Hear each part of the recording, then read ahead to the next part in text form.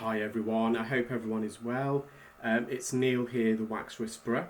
I've had many requests of late to see whether I could do a live talk over on one of my videos, and so given I've got a bit more time on my hands, I thought why not. So what we have here is a client who attended with bilateral wax, and this is the client's left ear, and I started off by using a standard Zollner suction probe. The wax in this case was quite lateral, and I managed to remove that quite easily. You can then see there's quite a lot of medial wax. So when we say medial, we mean closer to the eardrum. And I'm just delicately approaching this wax with, again, the standard suction probe, just to gently remove that. So you can see there's a bit of skin adhesion there as well. Adjacent to the eardrum is a strand of hair. So sometimes hair can cause some internal noise for the client, but in most instances, that hair will just naturally migrate. I did give a quick attempt to see if I could suction that, but it is stuck to the eardrum, so it's best left well alone. And now that I've removed the bulk of the earwax, again just gently suctioning the lateral part of the ear canal. And this part is made up of cartilage, so we are able to put a bit more pressure on this part of the ear.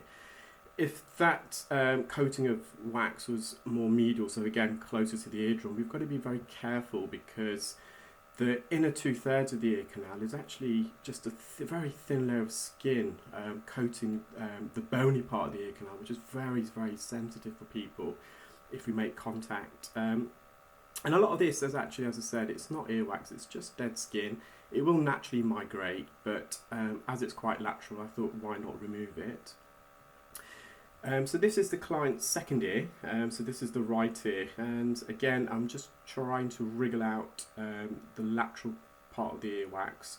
Again, there's a lot of skin adhesions there. You can see that that the skin itself is not only attached to the earwax but also the ear canal wall, and hence why I'm wriggling the wax, trying to loosen those skin adhesions. Fortunately, the client had been using a bit of earwax drops prior to attending, so the majority of it came out in a big bulk.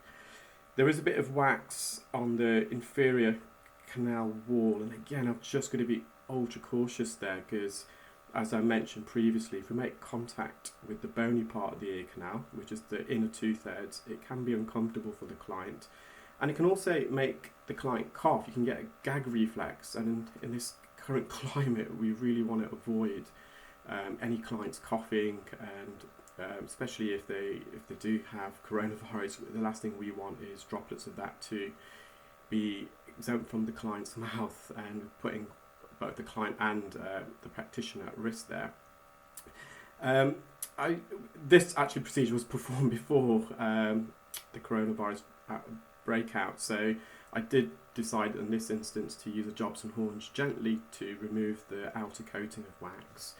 I hope you've all enjoyed that, and I hope you're all keeping well and safe.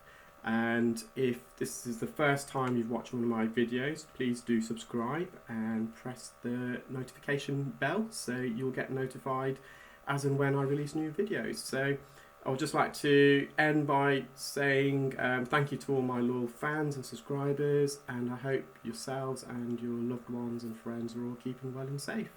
Take care. Bye.